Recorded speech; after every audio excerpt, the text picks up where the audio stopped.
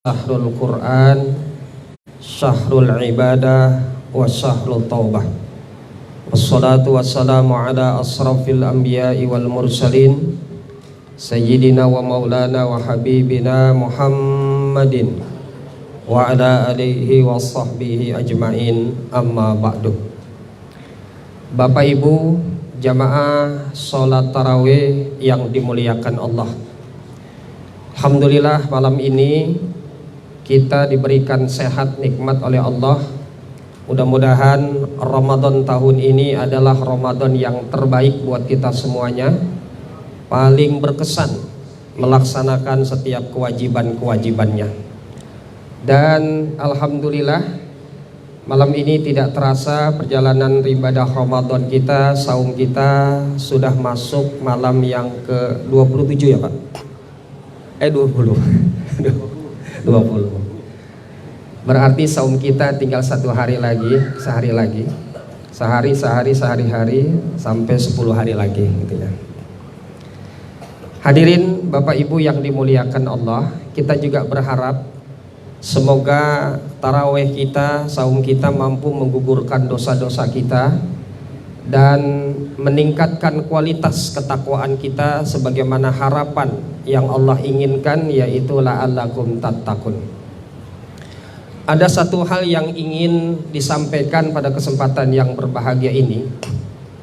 Kalau kita suka membaca ayat Al-Quran, banyak sekali Allah subhanahu wa ta'ala mengingatkan kepada kita untuk selalu bertaubat kepada Allah dalam setiap saat dan kesempatan. Taubat itu adalah sebuah keniscayaan bagi setiap manusia. Kenapa taubat itu diperintahkan oleh Allah kepada setiap manusia? Karena taubat itu tidak terikat dengan waktu, tidak terikat dengan umur, dan juga tidak terikat dengan status sosial siapa dan siapanya dia. Kenapa Allah menyuruh kita disuruh bertaubat setiap saat dan setiap waktu? Ada dua alasan yang sangat fundamental, yang sangat prinsip yang harus kita ketahui sebagai orang yang beriman. Yang pertama, bahwa taubat itu diperintahkan oleh Allah dikarenakan berkaitan dengan masalah dosa. Dan dosa bagi manusia itu adalah sebuah keniscayaan.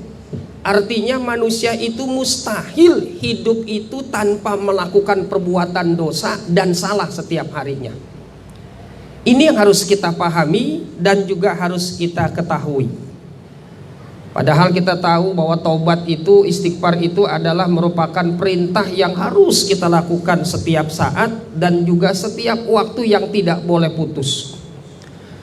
Rasulullah Shallallahu Alaihi Wasallam saja tiap hari disebutkan dalam kitab Riyadhus Shalihin itu istighfarnya kepada Allah 100 kali dalam setiap saat. Pertanyaannya adalah, apa bedanya kita sebagai umat dengan Nabi Muhammad yang istighfarnya itu adalah sama diperintahkan? Kalau Nabi Muhammad berbeda istighfarnya. Istighfar Nabi Muhammad itu adalah dari perkara yang halal dan mubah.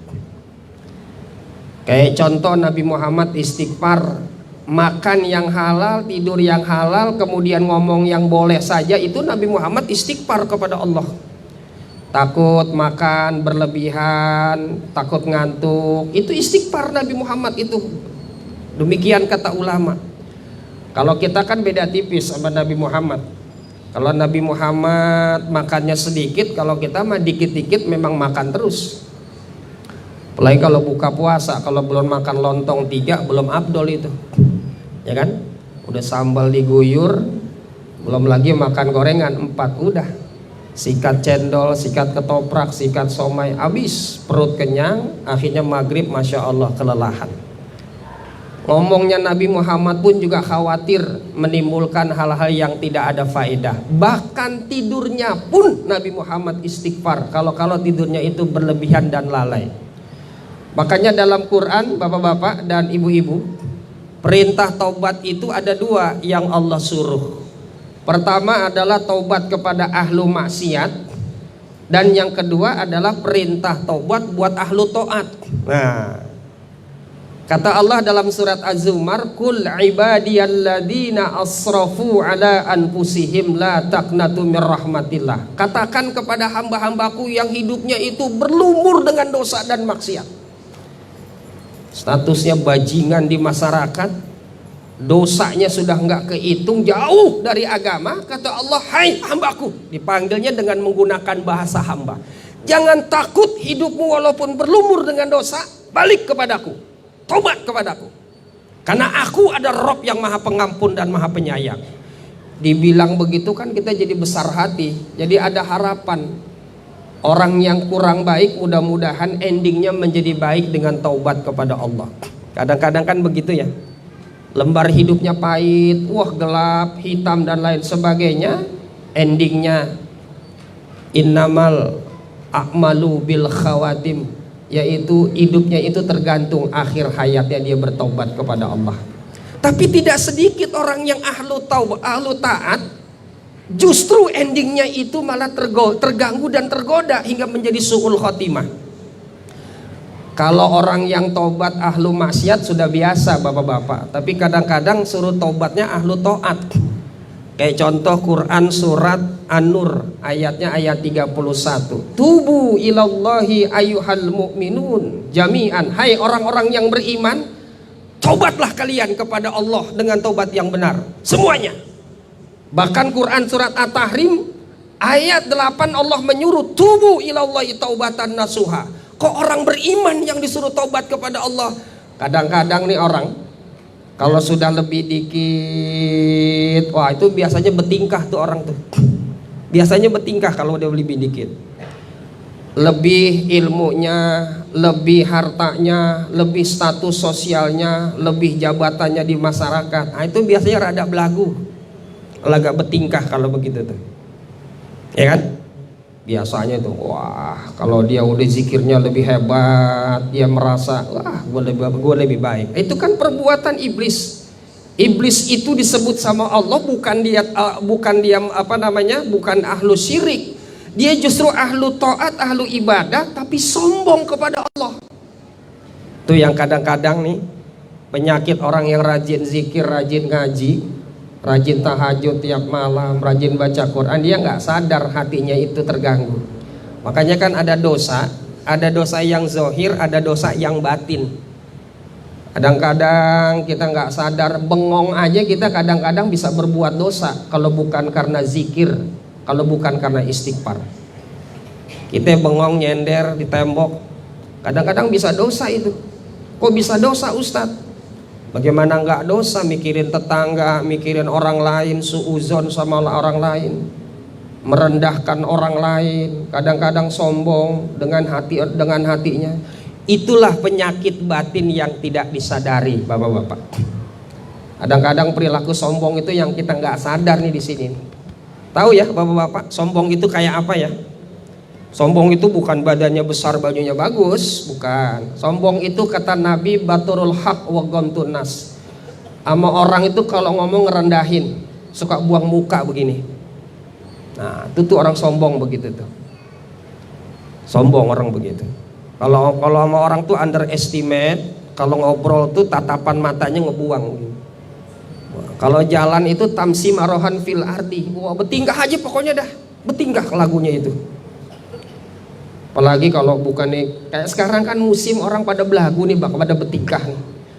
Orang ngaji 4 bulan, 5 bulan ngaji fikih. Wow, itu lagunya kayak ulama kabir tuh, Pak. Kayak ulama kabir lagunya itu. Wow, udah membid'ahkan orang lain, mengharamkan orang lain.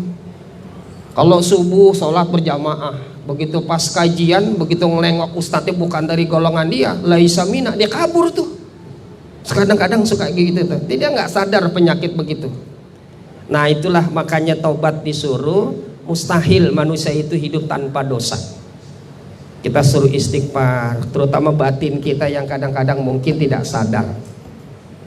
Yang kedua, alasan Allah nyuruh kita bertaubat itu adalah, yaitu umur kita di dunia ini cuman sebentar.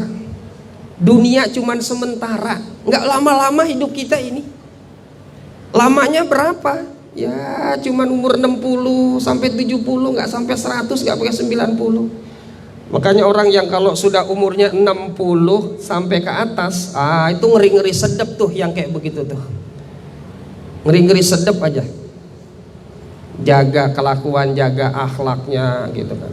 Jangan dibilang orang yang sudah sepuh itu tidak ada penyakit, kata Nabi.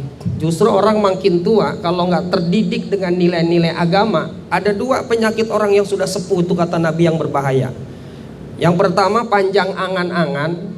Yang kedua cinta sama dunia. Kan banyak tuh Pak, makin tua itu orang, waduh pengen punya bini 6. Aku pengen kawin lagi ah. Ada yang model begitu. Insya Allah mah di Jamaah Al-Hakimah, insya Allah itu ya. Ada yang makin tua bukan makin rajin ibadah, ingat sama kematian, makin gayanya kayak anak muda. Wah, tiap malam minggu touring ke sono kemari, kemana aja nyampe. Dandanin motor sampai jutaan segala macam, giliran sedekah goceng aja pelitnya minta ampun. Tiap Sabtu Minggu, wah hobinya itu kalau nggak gaya-gaya kayak anak muda repot. Dia nggak takut itu kalau dicabut nyawanya saat itu. Itu ngeri-ngeri sedap Pak, umur 60 70 begitu. Gayanya luar biasa. Makin tua itu harus sadar sesadar-sadarnya kita sama Allah. Sebentar waktu kita. Kalau malaikat ngetok pintu dicabut nyawa kita, umur sebentar, amal ibadah cekak. Coba menghadap Allah kayak apa kita? Oke, tanda-tanda orang yang sudah sepuh, rambut sudah putih, nah, itu udah ngeri-ngeri sedep yang begitu tuh, ya. Ya, apalagi nggak pakai peci. Kan kata Allah dalam Quran, wa man nu'ammirhu nunakisu fil khalqi. Umur kalau udah panjang nih, kalau udah 60, 70, itu banyak yang dirasa. Sholat, sujud aja berat. Ngaji, sila aja lama, Masya Allah kesemutan. Dengkul ngeri, sujud kelamaan, pala mau copot. Apa aja banyak dirasa itu kalau udah umur-umur 60, 70. Sholat nggak mau deket-deket kipas angin, repot. Kalau lagi ceramah, Masya Allah hawanya ngantuk begitu. Kusuk mah kagak, cuma nawang ngantuk aja, gula naik masalahnya. Kalau lagi duduk ngedengerin tausiah kajian yang dipegangin jempol sama dengkul, ngilu, diurutin mulu. Ada di sini yang begitu. Orang kalau sudah panjang dipanjangkan usia, nunakisu fil khalqi, kata Allah, dikikis satu persatu fisiknya oleh Allah Subhanahu wa taala. Mata udah nggak bisa ngelihat. Makanya kan Quran nyuruh ibadah taubat yang paling top itu usia muda, lagi gagah, lagi kuat. Itu waktu-waktu yang sangat prima beribadah kepada Allah. Kan yang disuruh ibadah sama Allah kan dalam Quran itu ketika kita itu sehat. Waqad yud'auna ila sujud fahum salimun. Aku memerintahkan kepadamu dulu suruh sujud sementara kamu dalam keadaan sehat. Ini kita kadang-kadang kalau udah pensiun, kalau udah geletak di rumah sakit, baru pengen ibadah sama Allah. Kadang-kadang suka kayak begitu tuh. Pokoknya beda kalau orang ibadah usia tua sama masih muda. Beda banget.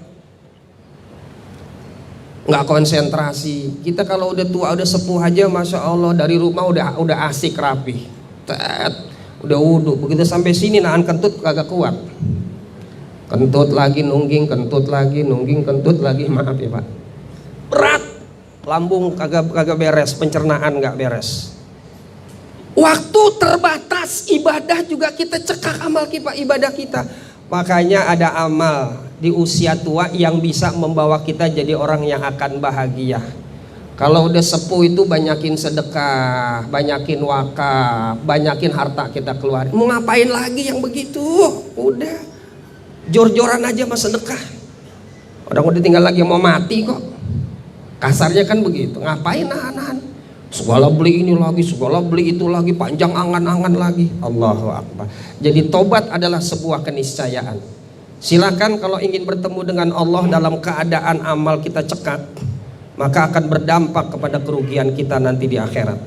Tapi barang siapa yang hari ini bersungguh-sungguh melakukan ketaatan dan ibadah kepada Allah Subhanahu wa taala, memaksimalkan umur yang Allah karuniakan ini dengan nilai-nilai ibadah, maka dia akan mendapatkan nilai kebaikan. Walladzina jahadu fina lanahdiyanahum subulana. Mudah-mudahan tausiah 2,5 jam saya bermanfaat, dan insya Allah bapak-bapak sekali lagi semoga kita menjadi orang yang la'allakum tattaqun. Dan malam hari ini adalah malam ampunan dari Allah Ta'ala sampai malam terakhir pembebasan api neraka.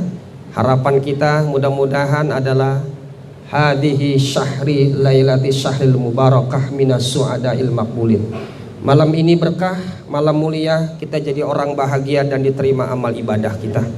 La taja'alna minal asqiya'il mardudin. Jangan sampai kita orang yang celaka dan ditolak amal ibadah kita. Barakallah. Assalamualaikum warahmatullahi wabarakatuh.